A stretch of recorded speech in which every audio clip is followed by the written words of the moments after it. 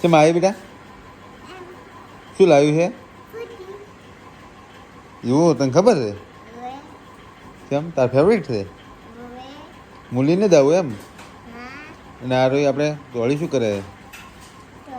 હે એને Frooti PV છે? લો તો ભાવજો કાલ. શું લાવ્યું છે? સાચી કે? તો મારે આ લાડકવાળી છોકરી છે હો. શું છે તારું નામ કહેતી? વૈષ્ણવી. હા કેટલી ફ્રૂટી લાવી છે?